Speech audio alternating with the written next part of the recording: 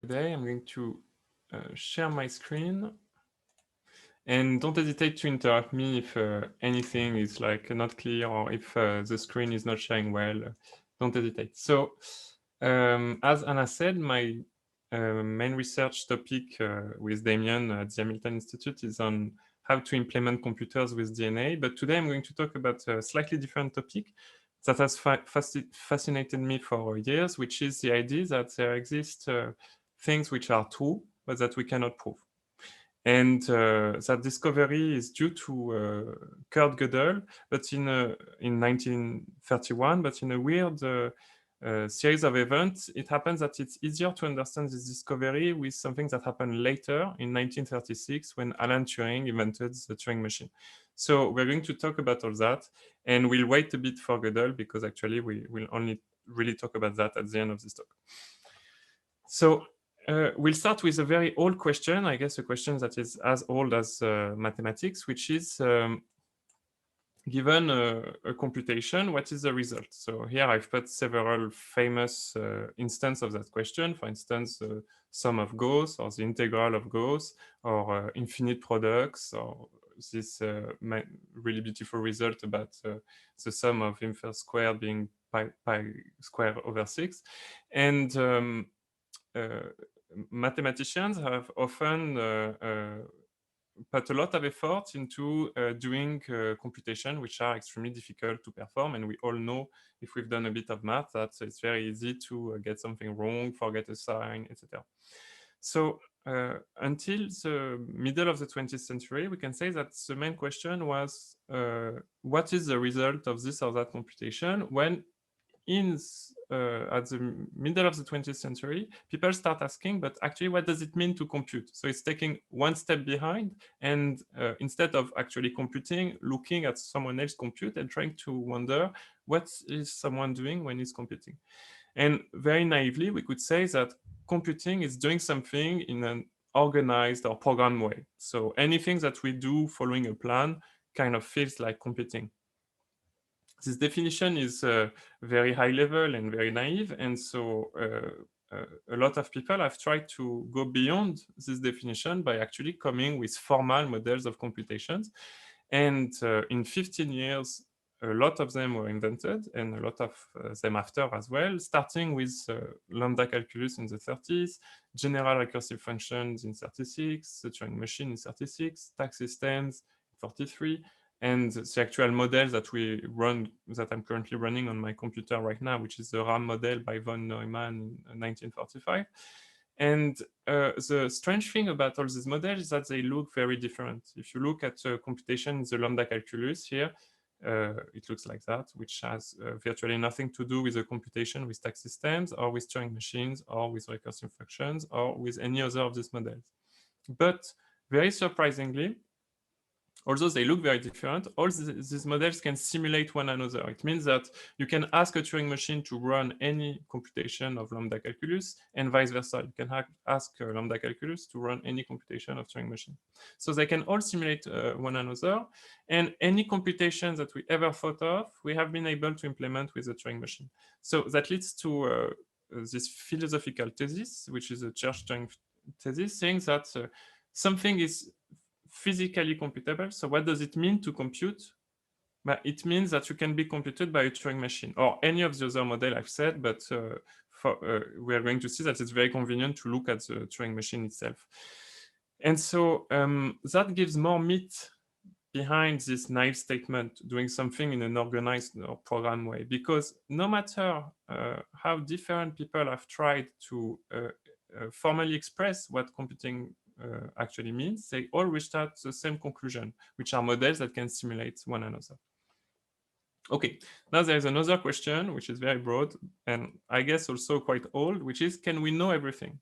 Like about reality, is everything true, something that we can acquire as knowledge? Well, we're going to lower our ambition and say, at least can we know everything about the natural numbers? Like the natural numbers, so it's the set 0, 1, 2, and you know the rest, together with 3 operations, addition, multiplication, and ordering. So the question being that we are able to formulate statements about natural numbers. For instance, the sum of two even numbers is even. That's true. And the proof of this, so you can do it quite easily on paper. It's like maybe one of the first things we do at school when we start doing math. But it's quite powerful because a proof, it's a finite object.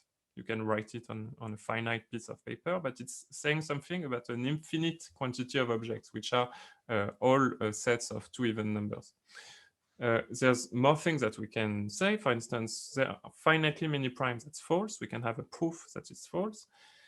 There are very weird things that we can say. Here I found this on a page that finds any weird statements about the numbers. But for instance, if a square ends in the pattern xy, xy, xy, xy, xy, then xy is either 21, 61, or 84. So I guess that's good to know. And here we have an example. Okay. And in fact, when you try to think about it, it might seem hard to come up with meaningful statements about the numbers, but it's in fact the contrary, is that almost all of modern mathematics can be translated into statements about numbers. And those statements won't be as simple as those, but the also very weird thing is that they are very simple looking statements which we don't know to this date if they are true or false. For instance, every integer greater than 5 can be written as the sum of 3 primes. That's called Goldbach conjecture, and it's open since the 17th century, or the 18th century.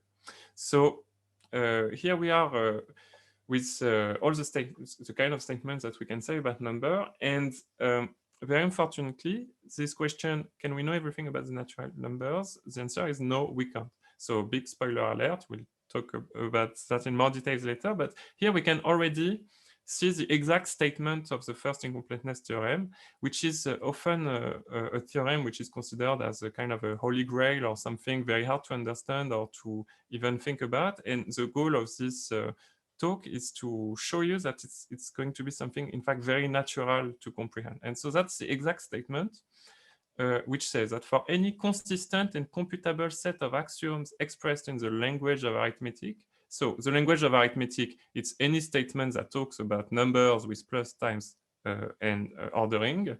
There exists a statement that is true in the natural numbers, but that cannot be proved from this set of axioms. So the existence of a statement that is true, but not provable. And the only thing that we ask on the set of axioms is are really natural things. We want it to be consistent.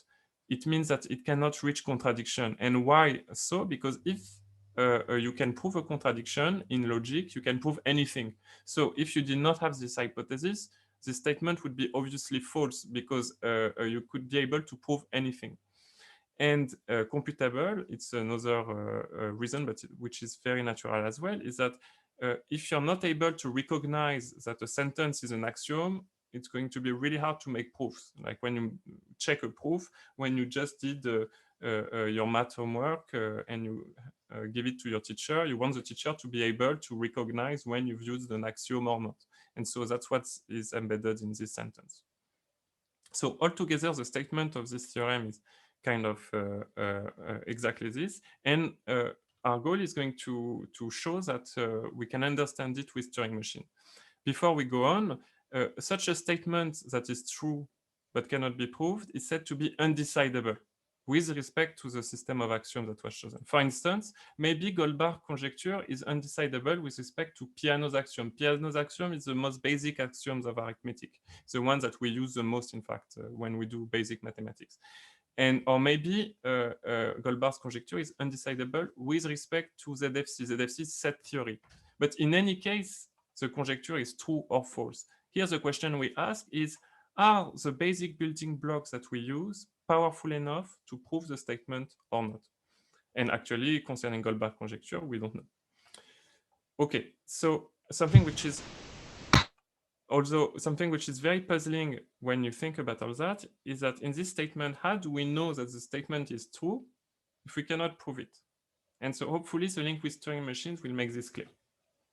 So Turing machines, most of the time they're presented in that way, in this kind of diagram.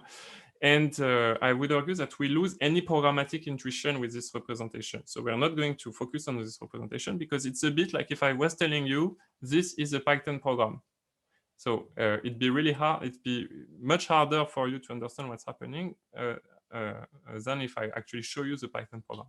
So a Turing machine, it's a primitive computer architecture together with a primitive programming language. It's a bit like if we were in the 80s and you just ordered a kit like that of personal computing with a user manual explaining you what is the assembly language of the system. And we're going to make things very concrete by actually running Turing machines. So I'm going to take them now. And we're going to, the first machine that we're going to run is a machine that does not do much. It's a simple copier. So what is happening here? In this model of computation, you have a memory tape. Actually, you can have several memory tapes. Here I have two, a tape which is called input and a tape which is called output. And each tape, each unit on that tape, each memory unit can hold a piece of information. Now, contrarily to modern computers, in the RAM models that you run on your computer, in order to know what is the value at a given unit, you need to move your head, that's this pink frame here, to that particular spot. So for instance, here I can read that this value is 1. And if in order to read what's the content of this square, I have to move my tape to that square. And in the RAM model that we use, it's random access memory because actually you can ask for free what is the content of this memory unit or this memory unit, and you don't have this physical labor of having to move there in order to understand the value that you have in memory. But nonetheless, by Turing Church-Turing thesis, it doesn't really matter, and both models are as powerful. It means that our computer could actually run the Turing machine model with no issue. The only issue is that your tapes, they are infinite in Turing machines, but that's just a slight, we'll say, a slight inconvenience. Okay, so here's a copy machine. What it does is just copying. And if we look at the code, and now it has finished. So if we look at the code of this machine, it contains one instruction that's called copy input. And what does it do? It says that if I'm reading the value 0 on the tape input, I'm going to write the value 0 on the tape output. Then I'm going to move both tapes to the right. So if we do it again, here I'm reading a 1, for instance. Sorry, here I'm reading a 1. So I'm going to write a 1, and I'm going to move both heads to the right, and so on and so forth. And so here we have a very simple machine that is only just going to copy the content of the input tape to the output tape. If we look at a more computationally able machine, for instance, a machine that looks at palindromes. So palindromes are words that you can read in the same way in one direction and in the other. For instance, here it's not a palindrome because here I'm reading 110010, but in the other direction it's not the same word. For instance, Bob is a palindrome, but this is not a palindrome. And to understand this, the machine is first going to go at the end of the input. Then it's going to start copying the input on the working tape, but reversely. Then it's going to rewind this tape and start comparing. Here it's going to figure out that it's not a palindrome right now because those two values are not the same. And again, if we were looking at the code, it's doing exactly everything that I've said. So it's very pedantic. It's like a low level as it can be, but it's doing this. For instance, we have this instruction go at end of input, which is going to move to the right until it reads a symbol which is blank, in which case it's going to switch to instruction, copy, reverse input, etc.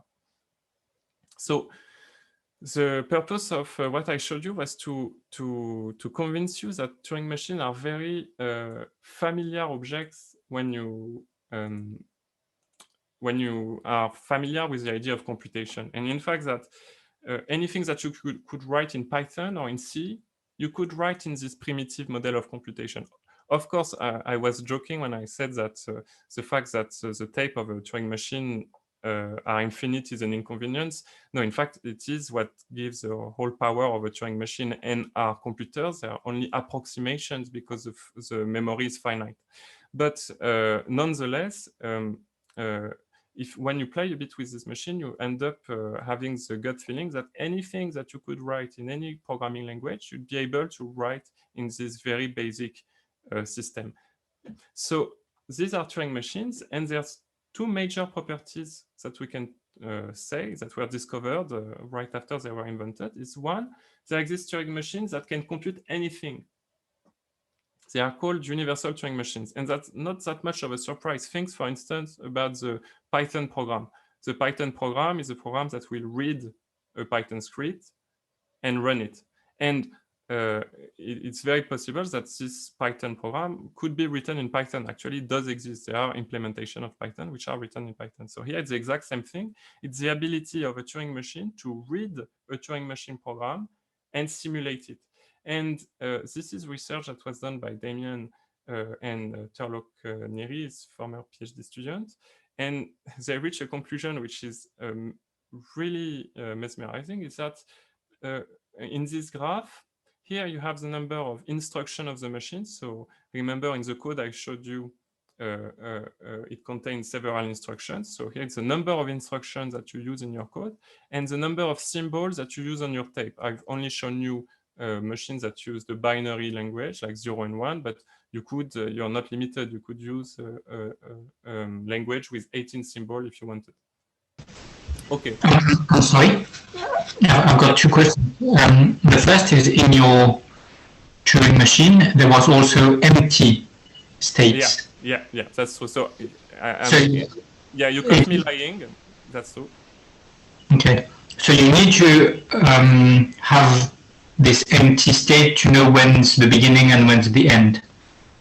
Okay, so that's a very good question. I was lying. It's true. I was using a special symbol called blank. So effectively, I was using 3 symbols, but in fact, you can do anything with 2 symbols. So either you can just choose, for instance, 0 and 1 with no blank, or blank and 1, and you'll be able to do everything. Yeah.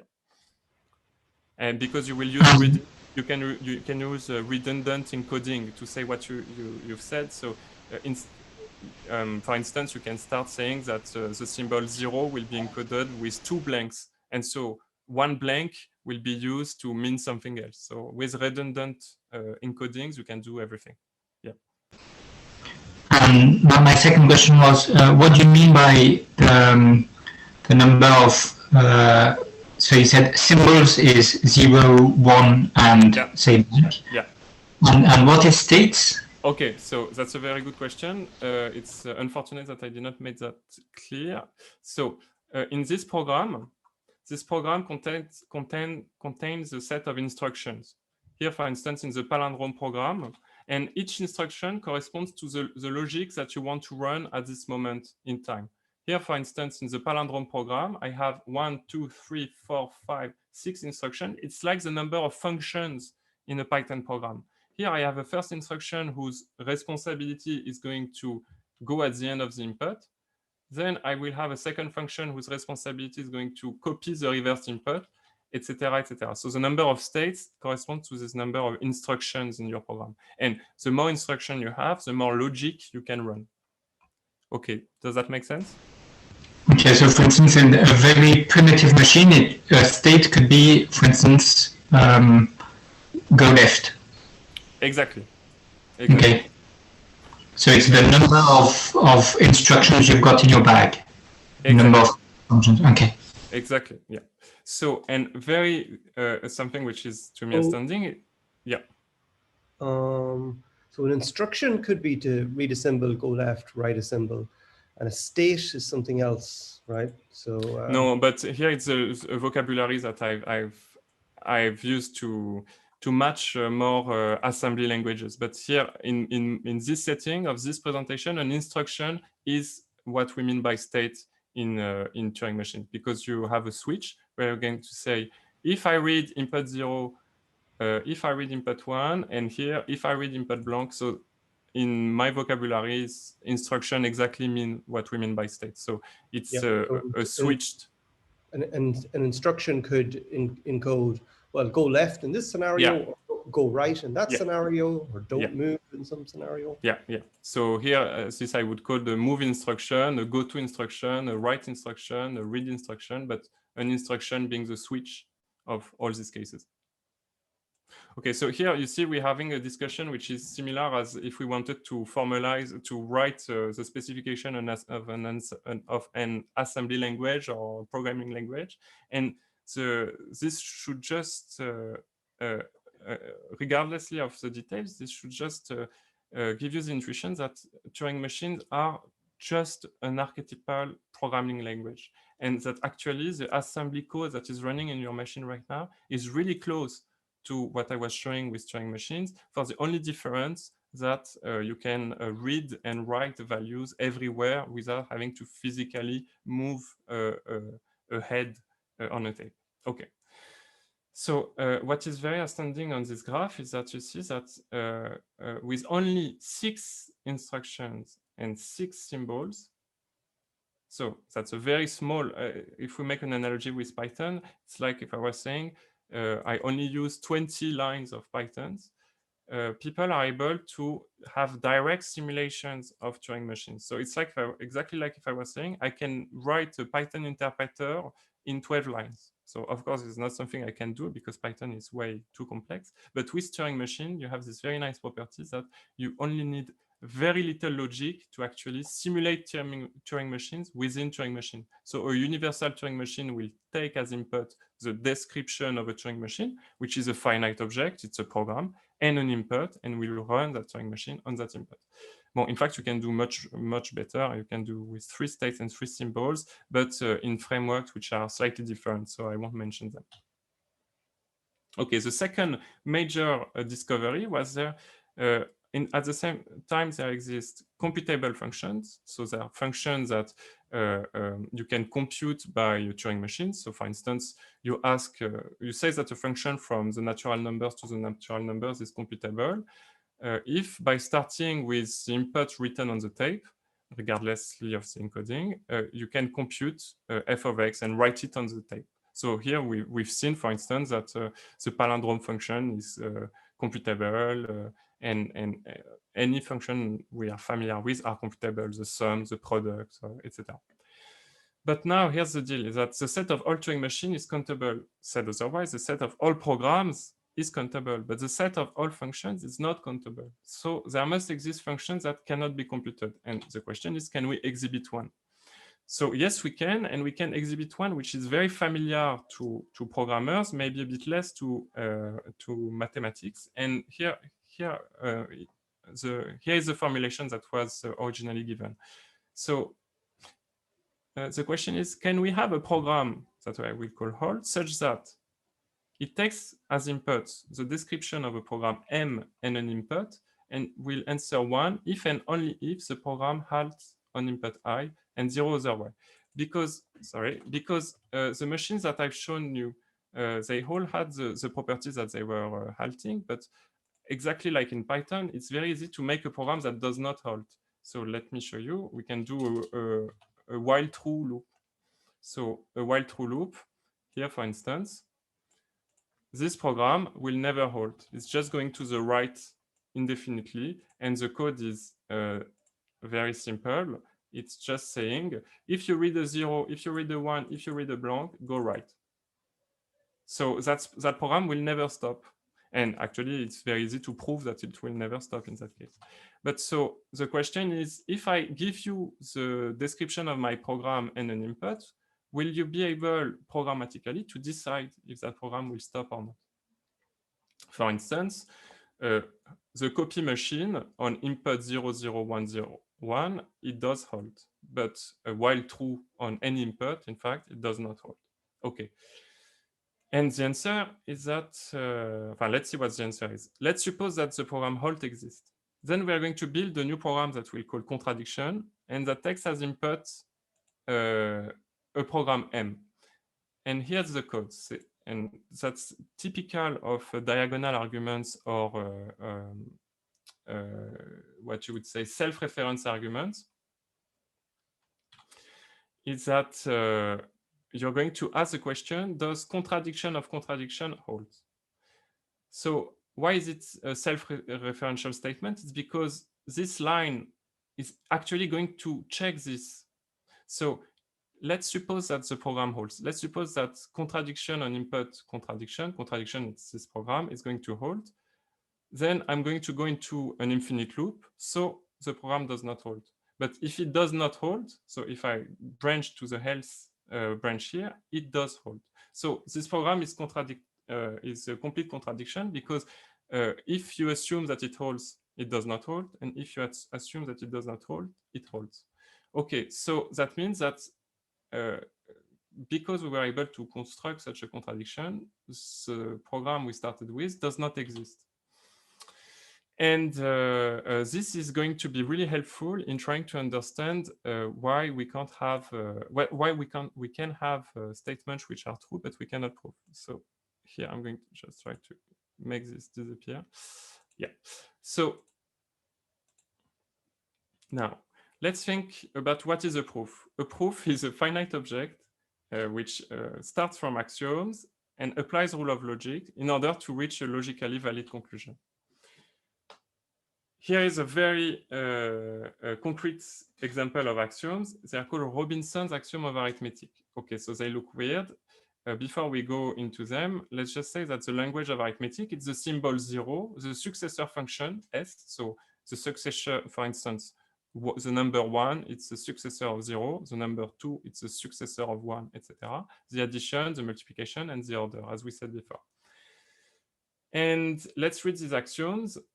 What do they say? This axiom says that x plus 1 equals 0 has no solution in the natural number. That's something that we can agree with in the natural numbers. There is no number like -1, so x plus 1 equals 0 has no solution. Then this axiom here says that if x plus 1 equals y plus 1, then x equals y. This axiom here, and then we start describing what is the sum of integers. And actually, it's quite enough just to say this, that x plus 0 equals 0, and that we have the following relation, that x plus y plus 1 is equal to x plus y plus 1. And finally, we do the same thing with multiplication. We say that x times 0 equals 0, and x times y plus 1 is x times y plus x. So these are very basic statements about natural numbers, but we are going to see, unfortunately, they are powerful enough to run Turing machines. So what does that mean? Well, why do you need multiplication? So that's an excellent question. Why do we need multiplication? So first, if you do, maybe I'll come back to this question later, but basically, if you do not have multiplication, Gödel theorem does not hold. In a system where you do not have multiplication, any true statement can be proven. The power of multiplication, at least as we're going to use it, is that it allows you to define prime numbers. And we're going to see that thanks to prime numbers, you can have very powerful encodings that can perform Turing machine computations. But can't we be used to defining multiplication using addition? Yeah, so that's another very good question. No, you can prove that you cannot, in this system, which is called first order logic, you cannot define multiplication based on addition. I mean, you won't be able to, it's not that you cannot define it, it's that you won't be able to express statements about multiplication using only addition. And the very weird thing is that actually, if you go one step higher, if you ask about exponentiation, you can actually express statement about exponentiation using multiplication. But I won't go into these details, and just say that we cannot afford to take less than what's on the screen, because otherwise you won't have the power to simulate Turing machines. Okay. So let's see, for instance, a concrete example of a proof that 1 plus 1 equals 2. So first, I'm going to use my axiom, the number 4, that tells me something about the sum. And something that we can do in logic is instantiate an axiom of any statement with a for all. Because if this is true for all x, for all y, it's in particular true for a particular version of x and y. Here, I'm going to use x, which is the successor of 0, so that's 1, and y equals 0. So here I'm just instantiating the action. It's like calling a function with special parameters. Okay, and now I just have to realize that S0 plus 0, so 1 plus 0 is equals to 1. Here I'm using my axiom 3 that says that x plus 0 equals x. I'm instantiating it into this particular instance, and then I just replace what I've computed. I've computed that S0 plus 0 equals S0, so I can just put everything back together and end up with the magnificent conclusion that 1 plus 1 equals 2. That's 1, that's 1, that's 2. Okay, so at least my axioms are powerful enough to prove that 1 plus 1 equals 2. Okay, now we are often under the false impression that axiom define structure. I would like to try and convince you that it's more accurate to say that axiom describe structure. Oh. And what do I mean by that? I mean that in this theory that we are talking about, that's called model theory, the theory that came up with all the Gödel theorems, mathematical objects are part of reality, and axioms and proofs are part of knowledge. So to make this more concrete, it's saying that the natural numbers do exist out there. Okay, we cannot see them, we cannot feel them with our sense, but they do exist out there. And in this reality of natural numbers, you do not need a proof that 1 plus 1 equals 2, because that just is. But in order to convince yourself that's the case, you're going to use some axioms and end up at that conclusion. We can make an analogy with a hot oven with pizza. Like, let's say you've just cooked a pizza in your oven, and you want to acquire the knowledge if the oven is hot. So you have two ways to go from there. Either you can use your senses, so you go to the oven and you put your hand in the oven and it's going to burn you, so you're going to reach the conclusion that the oven is hot. Or you can use your intellect and start writing what is your assumption on the equation of heat, what is the assumption on your pizza and the time you've put it in the oven, and reach the same conclusion that the oven is hot. Now, so the issue with mathematical objects is that we cannot probe them that easily. I cannot put my hand in the natural numbers to feel it. But we could argue that actually we do that all the time with the intuitive part of our brain, which is that we get a gut feeling that something is true. We feel that 1 plus 1 equals 2 holds. And then we leave the nitty-gritty details to that part of our brain, which is going to write a formal proof. And actually, in the history of mathematics, that has happened a lot because, for instance, with Euler infinite products, Euler came out with the conclusion that some infinite products he could compute them to be equal to this or that value, but he did not have the tool to actually formalize it in a system. But I'm sure that he had a gut feeling that that was true. And it's only centuries later that people came and did fill the details in to actually get proper proofs of the statements. Okay, we can use also a very natural analogy with all this, which I think will put Gödel incompleteness theorem under less hype. I mean, it will put things in a more real way. So here, for instance, I can start trying and describe what are trees. I can say a tree is tall, a tree's foliage is green, and a tree's trunk is brown. That's my primitive description of trees. In order to express what is this object. And here two things can happen. The first thing is that my description is way too broad, so I can end up describing things which are not at all what we mean by tree. Here I take this inverted Christmas tree. Bon, to our brain it looks like a tree enough, but it's not physically a tree. And that object complies with my description that it's tall, it's green, and the trunk is brown. And in the other direction, there are some properties about trees that I won't be able to deduce from my primitive description. For instance, the fact that the trunk is hard, it's not something that I can possibly deduce from this very primitive description. And with mathematical objects, the exact same thing happens, is that with this set of axioms, in fact, they are way too broad, because they lead to describing objects which are called non-standard model of arithmetics, which have nothing to do with n, in the sense that, for instance, they can be more like R in terms of cardinals. They can be non-countable, or they can have all lots of crazy properties, but they comply to this description here. And in the other direction, there are stuff that are intrinsically true about the natural numbers that I cannot possibly deduce from these axioms. Here, there is a very trivial one. You can show that from this axiom, you cannot deduce that addition is commutative. And but actually, thanks to Gödel theorem that we're going to see right now, we see that we don't really care, because no matter how powerful your system is, so even if I added in my bag that addition was commutative, I would still end up with more complex statements that are true in the natural numbers, but that I cannot prove. And about this stuff. But that's some kind of belief, right? That mathematics have things which exist, and what the axioms describe.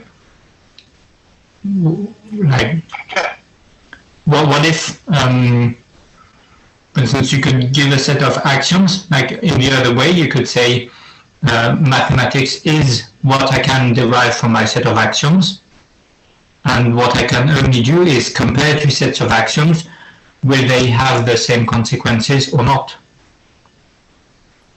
Yeah, but the issue with that is that what we're going to see is that you will always end up with questions that your system of axiom cannot answer. And in some sense, yeah, I agree with you. It's a beautiful relief. But something also is that about that direction, it's very formal, because we can actually prove that no finite set of sentences can uniquely define the natural numbers in that system of first order logic that we are implicitly talking about since the beginning. So it means that this analogy that I was making, we can actually make it very formal and say that no matter any finite number of axioms that you're using, you will end up describing more things than just the natural numbers. Okay, now the really powerful things about arithmetics and numbers is that they can actually simulate Turing machine. So if we think about the parity machine, so it's of course the only machine that I've not shown so far. It's a machine that decides whether or not the number of 1 in a binary string is even or odd. So that looks like a weird thing to check, but let's see what it is. Here, for instance, you see in this binary string, I have 1, 2, 3, 4, 5. I have 5 ones, that's odd. And this machine is kind of very elemental. It starts in the state even. And if it reads a 1 in state even, it's going to move to state odd. And if it reads a 1 in state odd, it's going to move to state even. If it reads a 0 in state even, it's going to stay in state even, etc. It's actually doing the logic of computing parity modulo 2. Okay. And here, for instance, it ends up at the conclusion that the number of 1 is odd. 1, 2, 3, 4, 5. And if we had put something even, for instance, so this input here will end up with the conclusion that the number of 1 is even. So that's a very simple computation that I've chosen to convince you that numbers can simulate Turing machines. So how do they do it? So that's the program.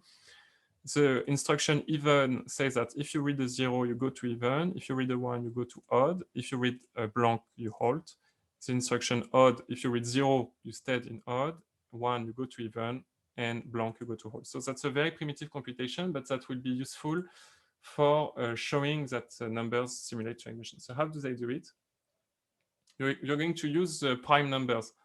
The nice thing when you have addition and multiplication is that you can think about prime numbers, and you're going to use the following encoding. You're going to say that the instructions that you are currently at, here we have 3 instructions, even, odd, and halt, is going to be the power of 2. That the position of the head is going to be the power of 3. And then you're going to represent your tape on all their prime numbers. Here, for instance, it's a valid input configuration for input 0, 1, 0.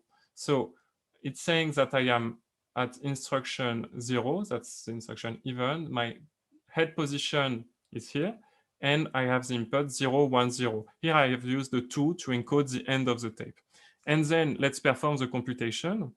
I was at I was here. I read the 0, so I moved to the right, and I've stayed in that's a new tape position, and my instruction number has not changed.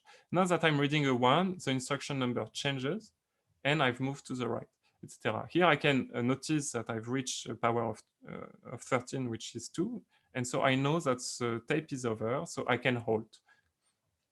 So this sequence of number virtually simulates the execution of our Turing machine. It's a trace of our Turing machine execution.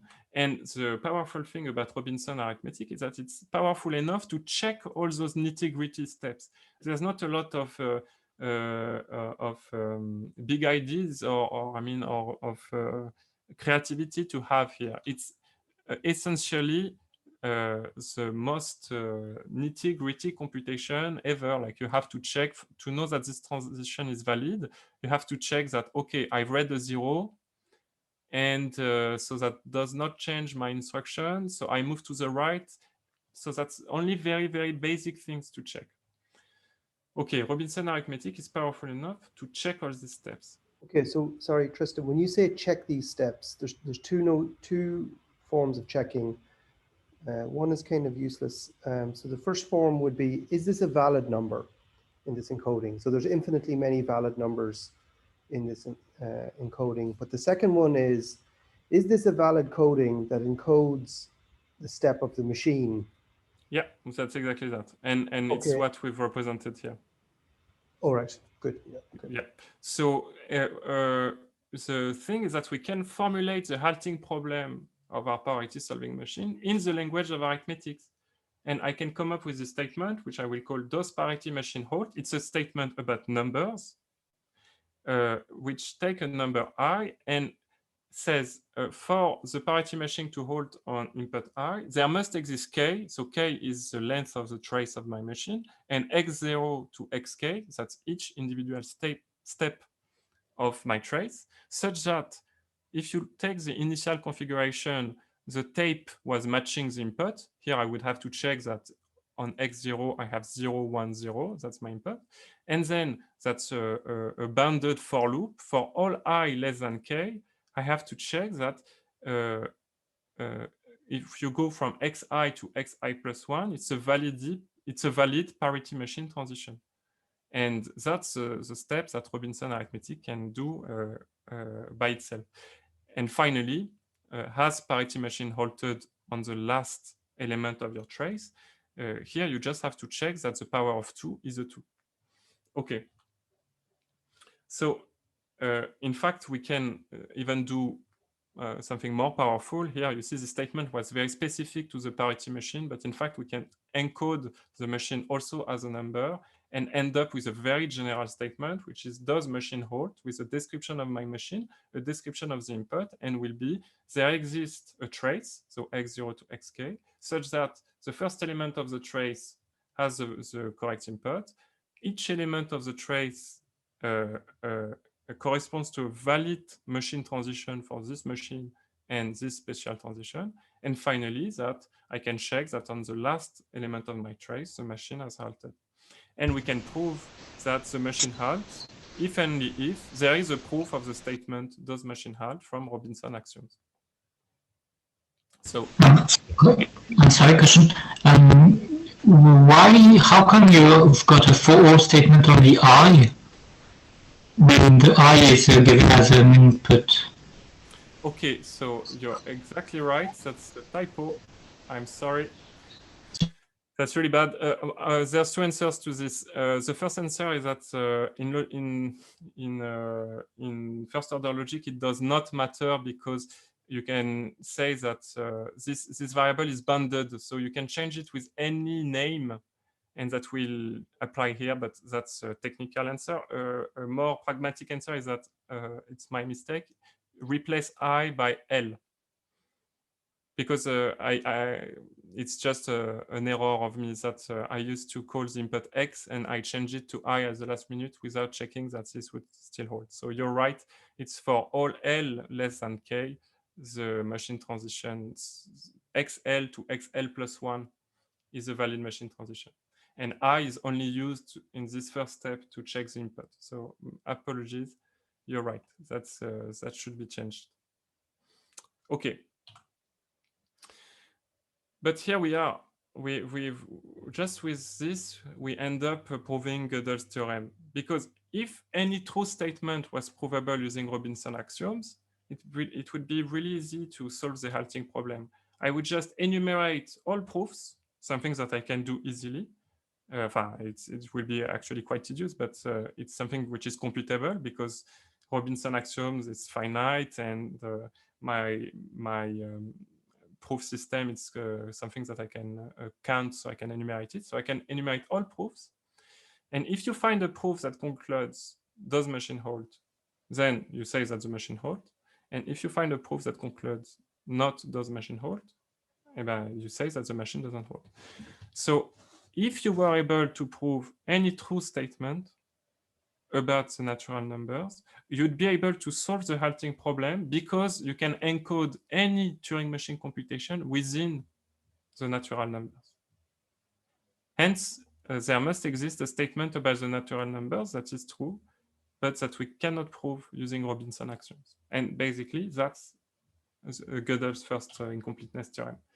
If we go back to it, for any consistent and computable set of axiom A expressed in the language of arithmetic, there exists a statement that is true in the natural numbers, but that cannot be proved from the set of axioms.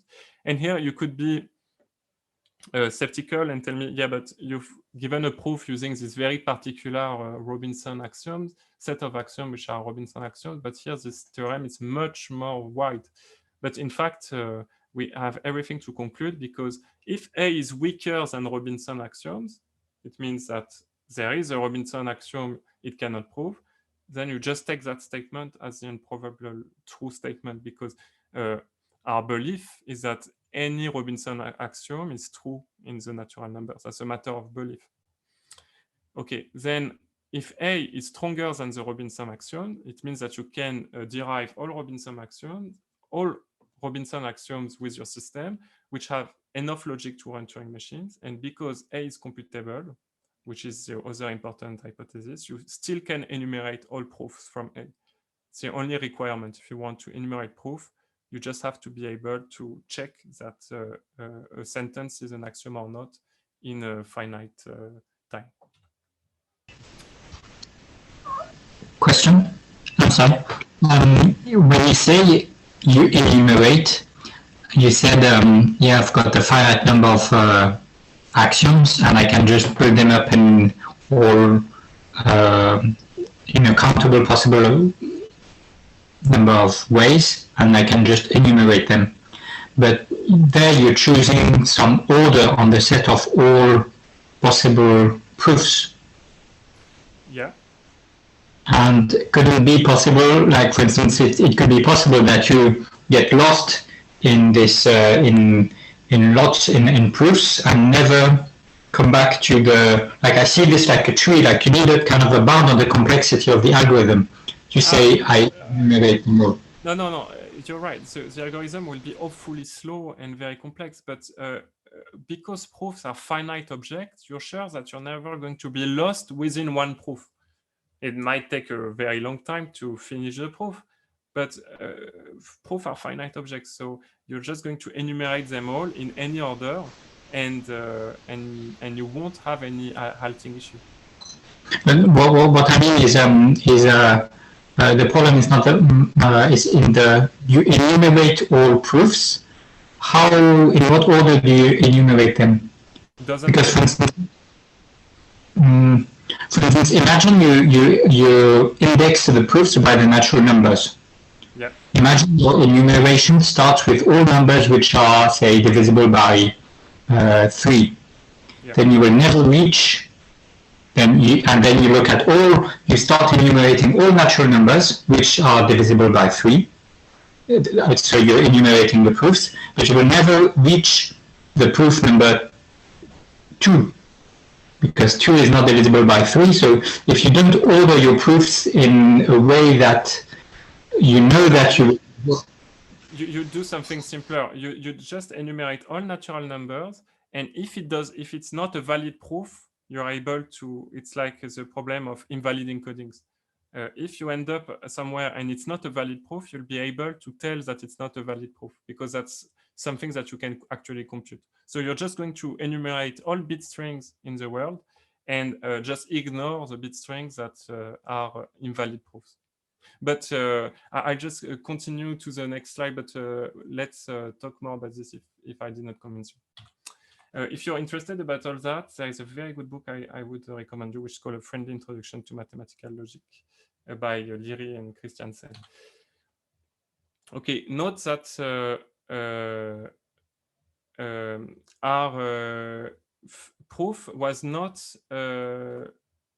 constructive.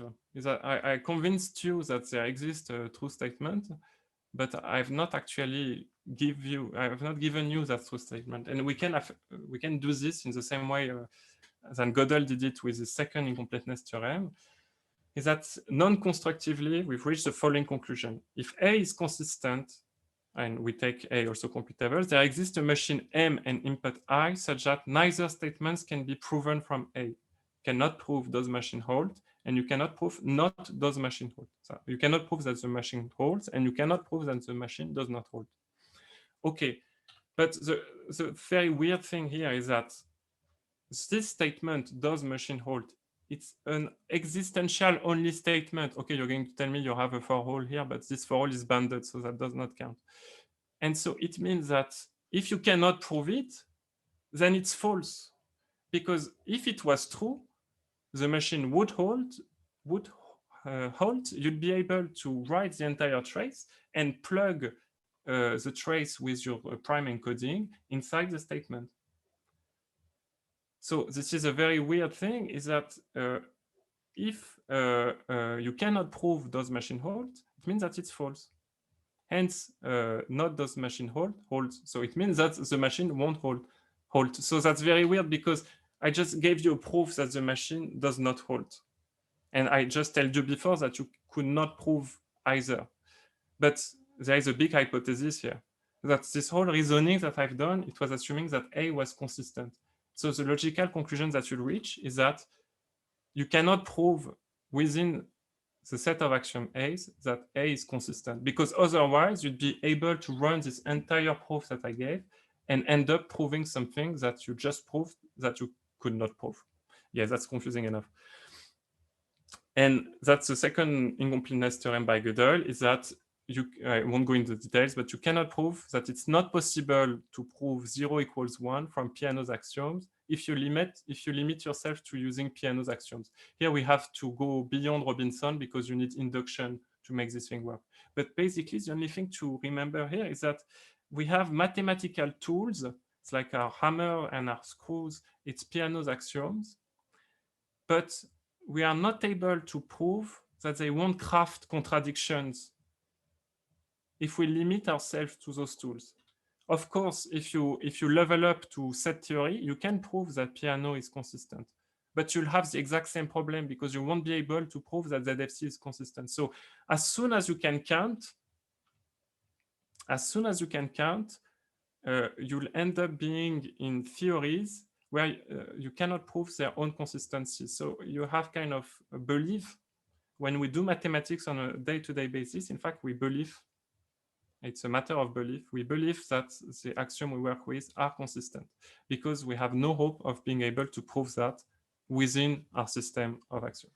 Okay, so I won't go in the last part of this talk, but basically I was going to show you that there are very small programs that nobody in the world know what they're doing. And here is an example, so that's something approximately like 20 lines of Python. And I'm going to, if I was running it on my computer, no one on earth is currently able to tell me if that machine will hold or not.